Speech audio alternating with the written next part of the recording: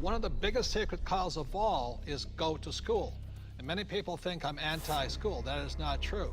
I'm anti-ignorance. So I'm very pro-education. I'm just not pro being stupid about money. I think that's true, that what you said is education is more important now than it's ever been. That's right. So the problem is that the schools focus just on two kinds of education. There's the academic, which is really important. Reading, writing, arithmetic, you need to have it, that's basic. And the second type of education they give is the professional kind of education. So if you want to be a lawyer or an accountant or a teacher, then you need to go to school and get those certifications. But the one kind of education that's lacking severely in the school system as it stands is financial education. Time out. An important part of financial education is having a financial statement, which is an income statement and a balance sheet. Now, when you go to your banker always asks you for your financial statement, not your report card, because your financial statement is your report card once you leave school. Your financial statement will tell you whether or not you're smart with money or not smart with money, because that financial statement is your report card of your financial intelligence. I put on my Facebook one day that we need to teach our children financial education, and I received a comment back from a teacher that said, who's gonna pay for it? We're all gonna pay for it if we don't start educating our children in school. This is a very hot subject, but our schools are training people to be employees, to work for the rich. The second thing I don't like about school is how dare they label a kid as smart or stupid at an early age. The reason I'm sensitive to that is because I was labeled stupid right off the start.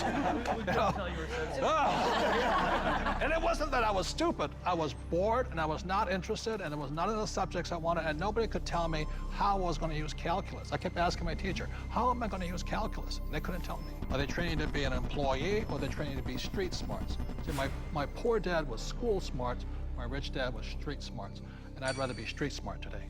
Well, there's a total lack of practical education is really what you're talking about. And I found that. I'm an accountant. I have a master's degree. And you're an A student, right? And I'm an A student. We'll forgive you. So, thank you.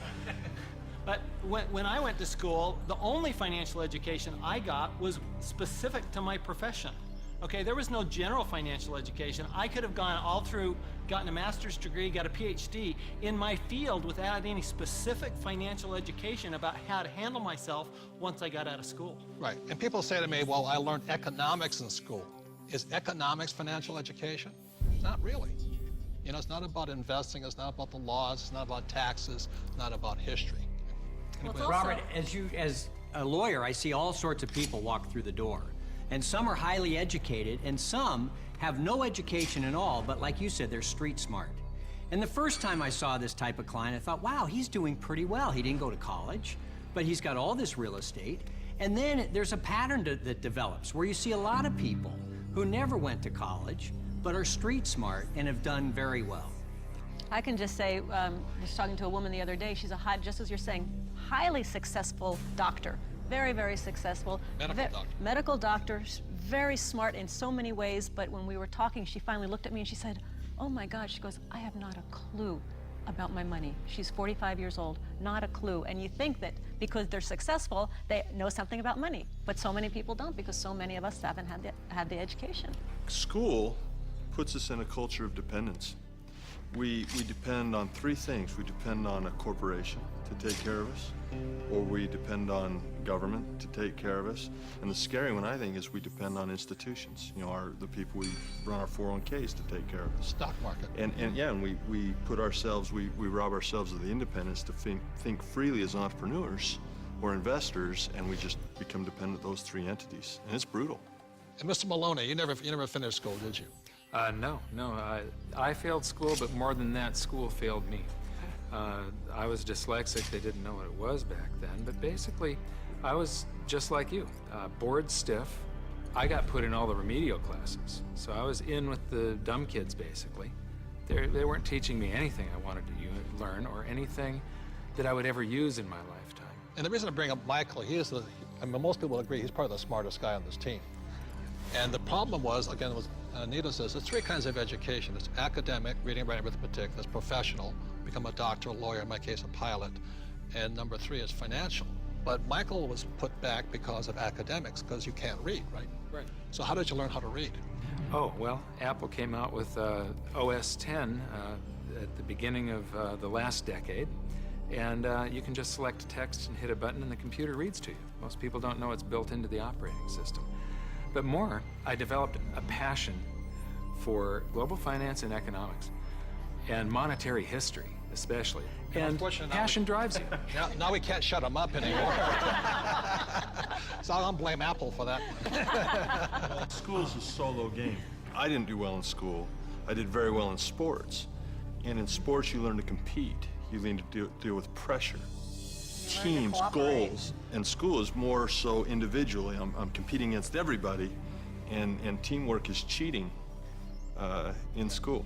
Some of us cheated better than others. And I'll just say last thing about school and money, which is a sacred cow. One of the things that really upsets me about schools and money is this. In America, schools are based upon real estate tax. In other words, if you come from a rich neighborhood, the real estate tax pays for better schools. If you're from a poor neighborhood, you get less money. So anytime somebody tells me schooling is about being fair, that is, when I look at the numbers side of it, is if you're poor, you're getting the worst possible education. And to me, that is cruelty. So how does a person learn about money? How does a person increase their financial intelligence? This diagram, called the cone of learning, provides some interesting clues.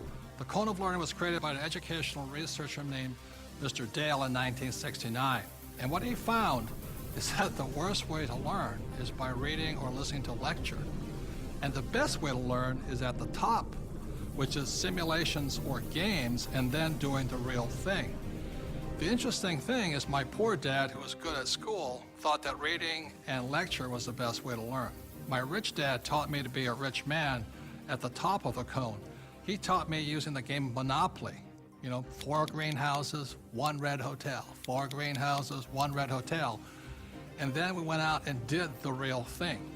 So one of the ways, if you want to learn without much risk, is by simulations, play games. The reason my wife and I created the cash flow game was so that you could play and learn physically, mentally, emotionally, but make a lot of mistakes with play money. So how many people in this room have made financial mistakes? You know, the only thing we were ever taught was maybe how to balance a checkbook, how to have a savings account, those basics. Financial education is like learning another language. Yeah. You know, when you learn real estate, it's a different language than stocks. It's a different than entrepreneurship or commodities, oil or gold. I say this all the time in Mexico. If you learn English, you can do business with the whole world. When you learn to speak the language of money, it opens up a whole new world. Yeah. And unfortunately, in our school systems, we don't teach the language of money. We teach people the language of becoming a doctor, lawyer, or an employee.